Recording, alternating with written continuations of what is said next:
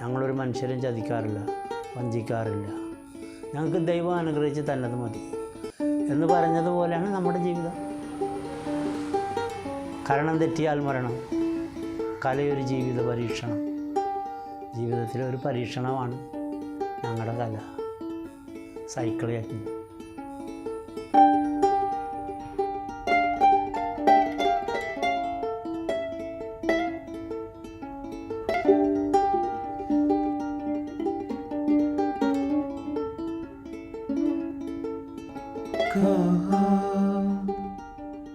कहाँ खो गए हम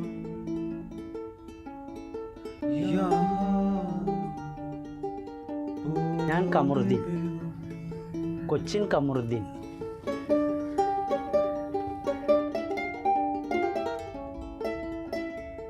ഈ കളിയിൽ എല്ലാവരും വിളിക്കുന്നത് കമറുദ്ദീൻ എന്നാണ്. പക്ഷേ ജനിച്ചു വളർന്ന നാട്ടിൽ എന്നെ എല്ലാവരും വിളിക്കുന്നത് കമുറുക്ക എന്നാണ്. കമറു ഷോർട്ടായിട്ട്.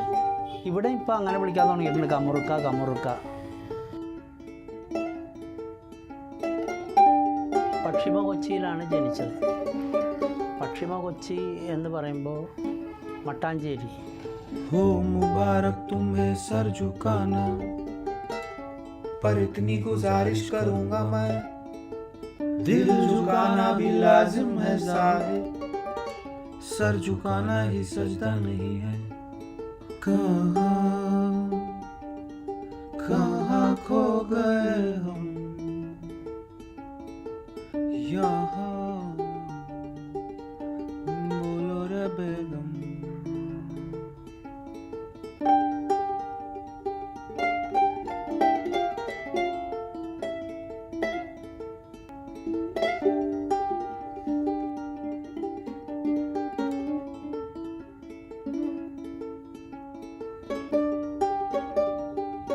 പത്ത് വർഷം കഴിഞ്ഞു. പക്ഷേ എനിക്കൊരു കുഴപ്പമില്ല. ദൈവത്തിൻ്റെ പടച്ചോൻ്റെ അനുഗ്രഹം കൊണ്ട് ജീവിക്കാനുള്ള വക, അന്നന്ന് ജീവിക്കാനുള്ള ചുറ്റുപാട് എന്തായാലും ഈ കട കൊണ്ട് കിട്ടുന്നുണ്ട്. ഇവിടെ ആൾക്കാർക്കൊക്കെ വലിയ സഹകരണമാണ്. ഇവിടങ്ങളിലുള്ള സൈക്കിളൊക്കെ കൊണ്ടുവന്ന് തരുന്നുണ്ട്. ഇന്ന് വരെ ആരും ഒരു ബുദ്ധിമുട്ട് പറഞ്ഞിട്ടില്ല. കാരണം എന്താണെന്ന് വെച്ചാൽ ബ്രേക്കില്ലാത്ത സൈക്കിളും കൊണ്ട് നാട് മുഴുവനും കറങ്ങിയ ആളാണ് ഞാൻ. ഇതിൻ്റെ ചുറ്റുപാട് എന്താണെന്ന് എനിക്കറിയാം, ഇതിൻ്റെ മർമ്മം എനിക്കറിയാം. അതുകൊണ്ട് വരുന്ന സൈക്കിള് കണ്ടീഷനാക്കി കൊടുക്കുക. അതിപ്പോഴും അങ്ങനെ ചെയ്തുകൊണ്ടിരിക്കുന്നു.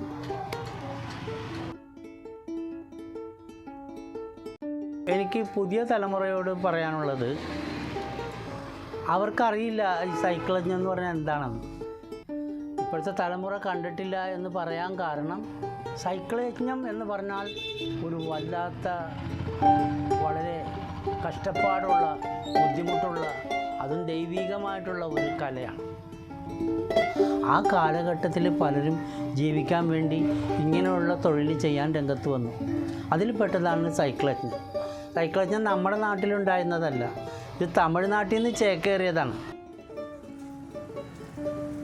ഈ കെട്ടിടായിരുന്നു അല്ലേ? ഇതായിരുന്നു അന്ന് കെട്ടിടമില്ല, മൈതാനം, കാലി മൈതാനം.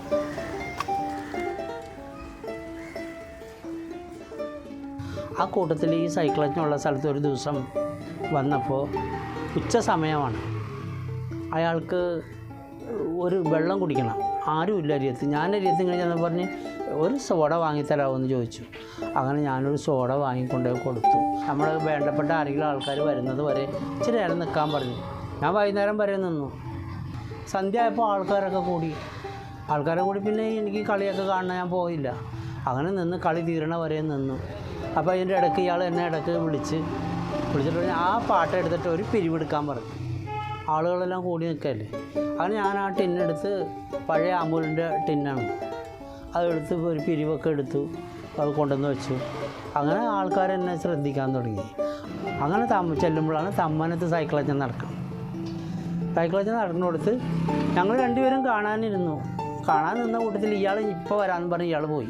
സിഗരറ്റ് വാങ്ങിക്കൊണ്ട് വരട്ടെ എന്ന് പറഞ്ഞ് ഇയാൾ പോയി.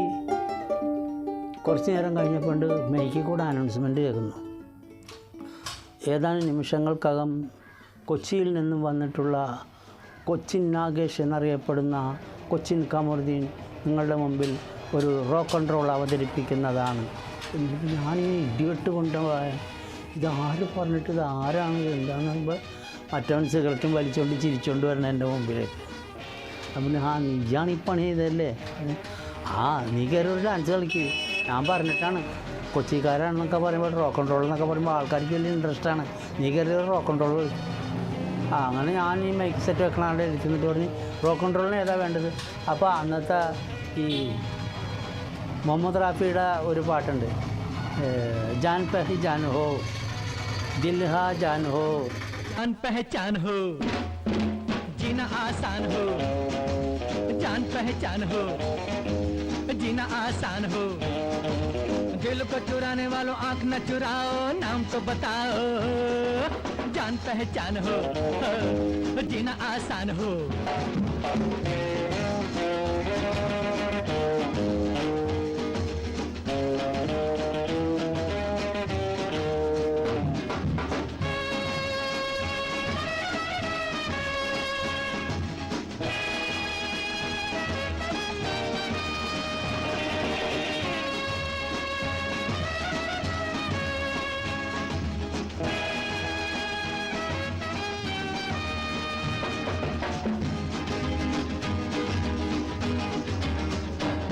സൈക്കിൾ യജ്ഞം എന്ന് പറഞ്ഞാൽ ഒരാൾ എന്നെപ്പോലെ ഞങ്ങളുടെ ക്യാമ്പിൽ 2-3 5-6 പേരുണ്ടാവും. അപ്പോൾ സൈക്കിൾ ചാമ്പ്യന്മാർ 2-3 പേരുണ്ടാവും. അങ്ങനെ സൈക്കിൾ യജ്ഞം ഉദ്ഘാടനം ചെയ്ത് സൈക്കിളിലോട്ട് കയറിക്കഴിഞ്ഞാൽ 8 ദിവസം കഴിഞ്ഞിട്ട് അതേ ആൾ തന്നെ വന്നിട്ട് ഒരു ഗ്ലാസ് നാരങ്ങ വെള്ളം കൊടുത്തിട്ടാണ് ഈ സമരം അവസാനിപ്പിക്കുന്നത് പോലെ സൈക്കിൾ യജ്ഞവും സമാപനം കുറിക്കുന്നത്.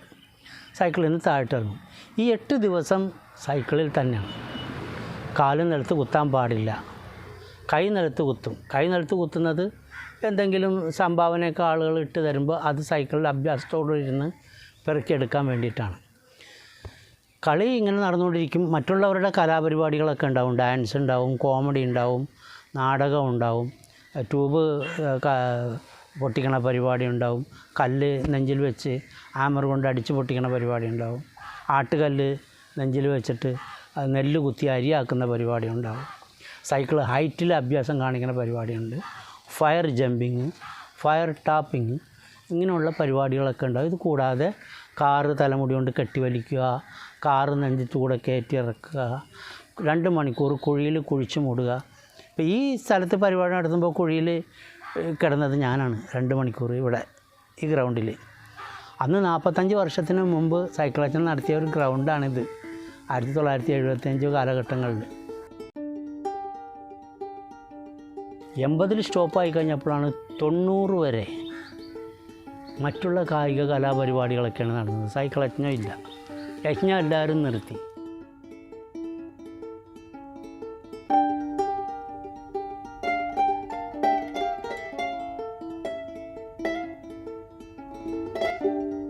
ഒരു സൈക്കിൾ യജ്ഞത്തിലെ ഒരു കലാപരിപാടിക്കാരൻ അവൻ ജീവിതത്തിൽ ഇതിലൊക്കെ ഇറങ്ങിക്കഴിഞ്ഞ് കുറേ പരിപാടിയൊക്കെ പഠിച്ചെല്ലാം കഴിയുമ്പോൾ അവൻ്റെ ജീവിതത്തിലൊരു ആഗ്രഹം ഉണ്ടാകും. ചെമ്മീൻ സിനിമയിൽ ചെമ്പൻ കുഞ്ഞിനുണ്ടായ ഒരാഗ്രഹം അങ്ങനെയാണ്. കുറേ നാൾ കഴിഞ്ഞപ്പോൾ ഒരു വള്ളവും വലയും സ്വന്തമായിട്ട് വാങ്ങിയ ഒരു മുതലാളിയാകാം. എനിക്കും ഉണ്ടായി അങ്ങനെ ഒരു മോഹം. ഞാൻ ചെയ്തത് എന്താണെന്ന് വെച്ചാൽ എനിക്ക് ഒരു പ്ലാൻ ഉണ്ടായിരുന്നു. ഒരു സെറ്റ് എന്തായാലും സംഘടിപ്പിക്കണം, മൈക്ക് സെറ്റ്. അതിനുള്ള ആവശ്യത്തിനുള്ള തൊഴിലൊക്കെ എനിക്കറിയാമായിരുന്നു. അങ്ങനെ ഞാൻ ഓരോ ഒറ്റ പരിപാടി നടത്തിയ കൂട്ടത്തിൽ കിട്ടുന്ന കാശും കൊണ്ട് എങ്ങനെയോ ഒരു മൈക്ക് സെറ്റ് ഞാൻ ഒപ്പിച്ചു. ഈ ഈത്തപ്പഴം മുളക്കുമ്പോൾ കാക്കക്ക് വായ്പുണ്ണുണ്ടാവും എന്ന് പറഞ്ഞ കേട്ടില്ലേ, അത് തിന്നാൻ പറ്റാതിരിക്കാൻ ഞാൻ മൈക്ക് സെറ്റ് ഉണ്ടാക്കി സ്വന്തമായിട്ട് ക്യാമ്പ് നടത്താനുള്ള പദ്ധതി ആയപ്പോഴത്തേക്കും അടിയന്തരാവസ്ഥ പ്രഖ്യാപിച്ച് പരിപാടി എല്ലാ സ്ഥലത്തും സ്റ്റോപ്പായി. മൈക്ക് സെറ്റ് വർക്ക് ചെയ്യാൻ പാടില്ല, കല്യാണ വീടുകളിലും വർക്ക് ചെയ്യാൻ പാടില്ല, പൊതുയോഗത്തിനും മീറ്റിങ്ങിനൊന്നും മൈക്ക് സെറ്റ് വർക്ക് ചെയ്യാൻ പാടില്ല. അങ്ങനെയുള്ളൊരു കാലഘട്ടമായിരുന്നു. അപ്പോൾ ഈ ഇങ്ങനെ ഇരിക്കുന്നത് ആ ബ്രേക്കില്ലാത്ത സൈക്കിൾ കൊണ്ടാണ് എനിക്ക് ബ്രേക്ക് ഉണ്ടായത്. കാരണം കുടുംബത്തിലുള്ളവർക്ക് എന്തെങ്കിലും ചെയ്യണമെന്ന് വിചാരിച്ചിട്ടാണ് ഇതിനിറങ്ങിയത്. പാപ്പാൻ്റെ ജോലി പോയപ്പോൾ പിന്നെ ഞങ്ങൾക്ക് ജീവിതത്തിൽ ഒന്നുമില്ലാണ്ടായിപ്പോയി. അങ്ങനെ മറ്റുള്ള ഒരു മാർഗം കാണാണ്ടായപ്പോഴാണ് ഇങ്ങനെ നാട് വിട്ട് കഴിഞ്ഞപ്പോൾ ഇതിലിപ്പോൾ വന്ന് പെട്ടുപോയി. ഇതിലാവുമ്പോൾ 2 കാര്യമുണ്ടാവും, മനസ്സിന് സന്തോഷം ഉണ്ടാവും, ചാപ്പാടും കിട്ടും, മതിയല്ല.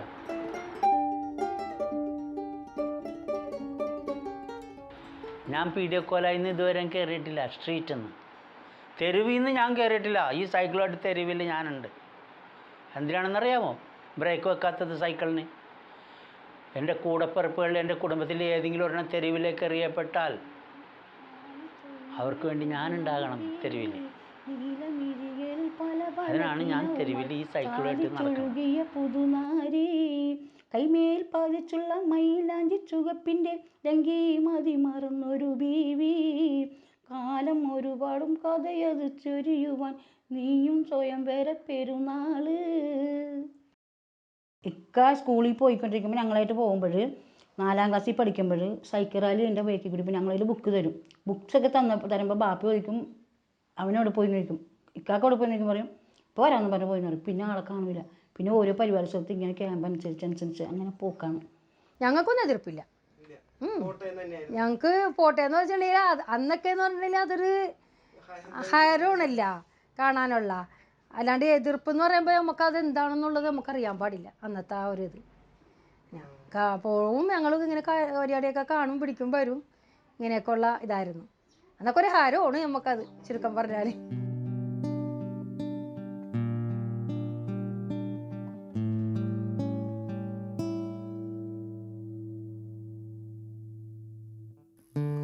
ഉമ്മ കളി കാണാൻ വന്നിട്ട് ഇവിടെ ഉള്ള ആ റോഡിൽ നിന്നു. അപ്പോൾ ഈ പെൺകുട്ടി അതിലങ്ങോട്ട് പാസ് ചെയ്തു. അപ്പോൾ ഉമ്മ അവിടെ നിൽക്കണ്ടപ്പോൾ ആരാ എന്ന് ചോദിച്ചു. അപ്പം ആ കളിയിലുള്ള കമറുദ്ദീനെ കാണാൻ വന്നാണ് എന്ന് പറഞ്ഞു. അങ്ങനെ ഈ കുട്ടി നേരെ കളി സ്ഥലത്തേക്ക് വന്നു. അങ്ങനെ ആ ഉമ്മാനെ കണ്ട് സംസാരിച്ച് വർത്താനെല്ലാം പറഞ്ഞ് ഉമ്മക്കൊരു ചെറിയ വണ്ടി കൂലി എല്ലാം കൊടുത്ത് അങ്ങനെ പോകാൻ നേരത്ത് ഉമ്മ പറഞ്ഞ് അത് ഏതാടാ പെൺകുട്ടി? കൊള്ളാമല്ല, നല്ല പെൺകുട്ടി ഏട്ടാ എന്ന് പറഞ്ഞു. അപ്പോൾ അതെൻ്റെ മനസ്സിൽ അങ്ങനെ തട്ടി.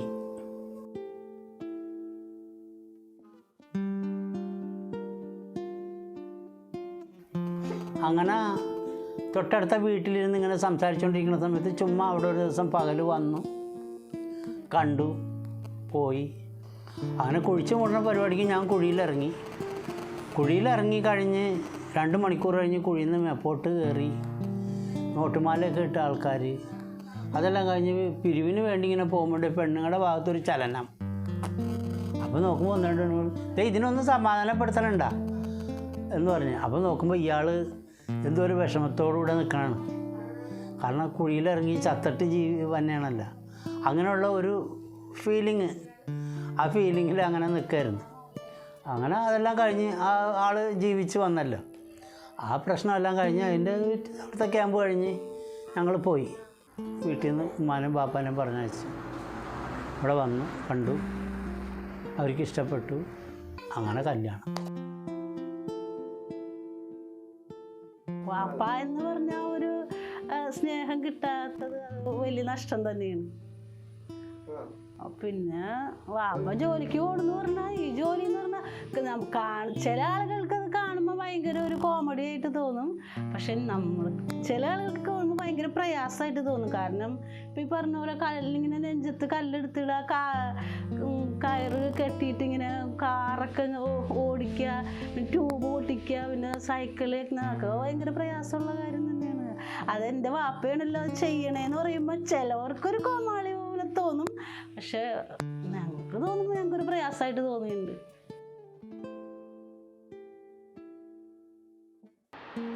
എന്നെ ആരും സഹായിക്കാനില്ലായിരുന്നു. ഞങ്ങൾക്ക് പിന്നെ സ്വന്തം മുതലൊന്നും ഉണ്ടായില്ല, സ്വന്തമായിട്ടൊരു വീട് പോലും ഉണ്ടായിരുന്നില്ല. ഭാര്യൻ്റെ ഫാമിലിയിലാണെങ്കിൽ അങ്ങനെ തന്നെ ബ്രേക്കില്ലാത്ത ഈ സൈക്കിളും കൊണ്ട് ജീവിച്ചു, തൊഴിൽ ചെയ്ത് ബ്രേക്ക് ഉണ്ടാക്കി ജീവിതത്തിന്. അവിടെ നിന്ന് പിടിച്ച് കയറി അപ്പോഴും ഈ സൈക്കിളിൽ തന്നെയായിരുന്നു ജീവിതം. എൻ്റെ മക്കളോട് ഞാൻ പറഞ്ഞിട്ടുണ്ട്, എൻ്റെ മരണകാലം വരെ നിങ്ങൾക്ക് ഏറ്റവും ബുദ്ധിമുട്ടുണ്ടാകുമ്പോൾ എവിടെ നിന്നൊക്കെ നിങ്ങൾ വേർവിട്ട് പോയാലും ബാപ്പ ജീവിച്ചിരിപ്പണെങ്കിൽ നിങ്ങൾ ബാപ്പാൻ്റെ ഇരുത്ത് വരണം.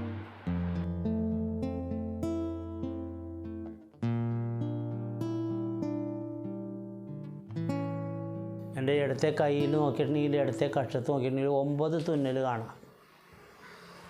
പീസായ ട്യൂബ് അടിച്ച് പൊട്ടിച്ച് ഡെസ്ക് അടിച്ച് പൊളിഞ്ഞ് ട്യൂബിൻ്റെ ചില്ല് പുറത്ത് കുത്തിക്കയറി പുറത്തു കൂടെ കുത്തിക്കയറി അകത്തു കൂടി ഓപ്പറേഷൻ ചെയ്തെടുത്ത്. ഇനിയിപ്പോൾ എൻ്റെ പുറം നിങ്ങൾക്ക് കാണണമെങ്കിൽ കാണാം. ഒരു സൂചി കുത്താനുള്ള ഗ്യാപ്പില്ല, കംപ്ലീറ്റ് മുറിവാണ്. മുറിഞ്ഞ് മുറിഞ്ഞ് മുറിഞ്ഞ് മുറിഞ്ഞ് പൊട്ടി പൊട്ടി പൊട്ടിയിരിക്കുകയാണ്. കാരണം ഈ ട്യൂബ് അടിച്ച് പൊട്ടിച്ചിട്ട് മുറിഞ്ഞ് മുറിഞ്ഞ് മുറിഞ്ഞ് മുറിഞ്ഞ് അടയാളമാണ്. അത് തുറന്നാൽ കാണാൻ പറ്റും. ഞങ്ങൾ ഒരുപാട് പ്രാവശ്യം പറഞ്ഞിട്ടുണ്ട് അത് ചെയ്യണ്ട അപ്പോൾ അതും ചെയ്യണ്ട അപ്പോൾ. പിന്നെ കുറച്ച് ഞങ്ങൾക്ക് ബുദ്ധിയൊക്കെ വെച്ച് വന്നപ്പോഴത്തേക്കും ഇതൊരു ഭയങ്കര ഒരു ബുദ്ധിമുട്ട് പിടിച്ച പണിയാണല്ലോ.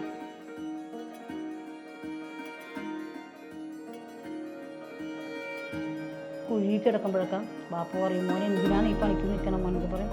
ആ ഇല്ല ബാപ്പ അങ്ങനെയൊന്നും ഇല്ല എന്നൊക്കെ പറഞ്ഞ് അങ്ങനെ എന്ന് വെച്ചിട്ടുണ്ടെങ്കിൽ അപ്പോഴൊന്നും പിടിച്ചാൽ കിട്ടൂലല്ലോ, ഇതിലേക്കായി പോയില്ലേ. വിഷമം ഉണ്ടായിരുന്നുള്ളൂ ഇങ്ങനെ പോയല്ല എന്നുള്ള ആ ഒരു വിഷമം. വീട്ടിലാരും ഇല്ല, നമ്മൾ തലക്ക് മൂത്തല്ലേ ഇവരൊക്കെ. വീടൊക്കെ നമ്മളകന്ന് പോകുമ്പോൾ നമുക്ക് ഭയങ്കര വിഷമമായിരുന്നു. അപ്പോൾ ഉമ്മാരും അങ്ങനെ ചോദിക്കും എപ്പോൾ വരും എപ്പോൾ വരും. വരും മോനെ അപ്പോൾ വരും. ട്യൂബൊക്കെ പൊട്ടിയിട്ട് ഇങ്ങനെ ചോരയൊക്കെ ഇതൊക്കെ ആയിട്ടൊക്കെ വരുമ്പോഴൊക്കെ കാണുമ്പോൾ നല്ല പ്രയാസമായിരുന്നു. മനുഷ്യൻ മരിക്കണ തൊഴിൽ കാണിക്കണം, മരണത്തിൽ നിന്ന് രക്ഷപ്പെടണം. അങ്ങനെയുള്ള തൊഴിൽ ചെയ്താൽ ആൾക്കാർ നമ്മൾ പിരിവിന് അങ്ങോട്ട് പോകണം. ഭയങ്കരമായിട്ട് കാറ് നെഞ്ചത്തൂടെ കയറ്റി ഇറക്കിയിട്ട് സ്പ്രിങ്ങിനിട്ട് ഇടിച്ചു കൊണ്ടിട്ട് ചോര ഇങ്ങനെ വലിക്കണാണ്. പാത്രം എടുത്ത് ഇങ്ങനെ പോകണം പിരിവിന്. ആ കളി നടത്താൻ വേണ്ടി ഒരു പിരിയുമ്പോൾ പുറയിൽ നിൽക്കുന്ന ആൾക്കാരൊക്കെ അങ്ങോട്ട് പിരിഞ്ഞു പോകും. പാത്രമായിട്ട് ചെല്ലുമ്പോൾ അവരങ്ങോട്ട് പിരിഞ്ഞു പോകും.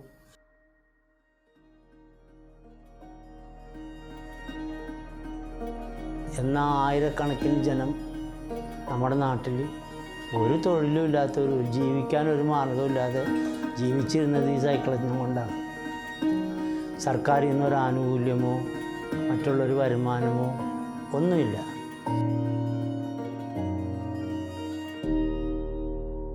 അപ്പോൾ പണിക്ക് പോകുന്ന ആൾക്കാർ പണിക്ക് പോകും, റോഡിൻ്റെ സൈഡായിരിക്കും. പണിക്ക് പോകുന്നവർ പണിക്ക് പോകും, സ്കൂളിൽ പോകുന്ന കുട്ടികൾ സ്കൂളിൽ പോകും. ചില ആൾക്കാരുടെ വെള്ളം അടിക്കണം, സൈക്കിളഞ്ഞ ഇഞ്ചൂട്ടി സൈക്കിളഞ്ഞാൽ നമ്മളുടെ ആരംഭിച്ച് വിട്ടു.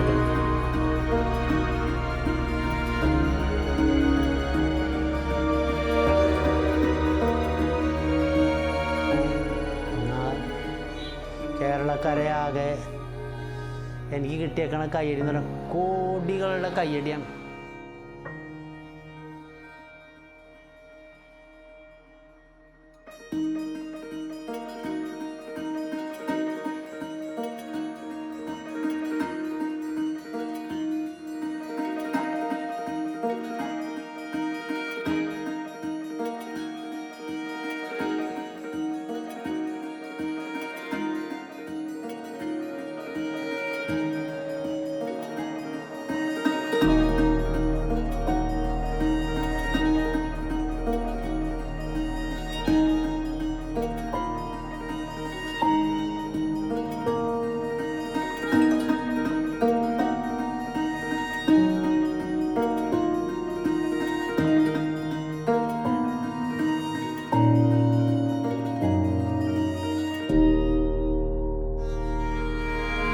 സന്തോഷം, ആ യൗവനകാലത്തുണ്ടായിരുന്ന ആ അനുഭവം ഇനി ഉണ്ടാകാൻ പോകുന്നില്ല. നമ്മൾ പറയാറില്ലേ നമുക്കുണ്ടായിരുന്ന ഒരു കാലം സ്കൂൾ ജീവിതം അങ്ങനെ ആയാൽ മതിയായിരുന്നു എന്ന് നമുക്ക് തോന്നാറുണ്ട്. നിങ്ങൾക്കിപ്പോൾ തോന്നൂല. നിങ്ങൾ 60, 70 വയസ്സ് 80 വയസ്സ് എൻ്റെ സാഹചര്യത്തിലുള്ളത് ആ ക്യാമറയൊക്കെ ആയിട്ടൊക്കെ നടന്ന ആ കാലഘട്ടം ആയാൽ മതിയായിരുന്നു എന്ന് നമുക്ക് തോന്നും. ഇനി ഒരു ജന്മം ഉണ്ടെങ്കിൽ ആരാകണമെന്നാണ് ആഗ്രഹം. ഇനി ഒരു ജന്മം ഉണ്ടാകരുത് എന്നാണ് എൻ്റെ ആഗ്രഹം.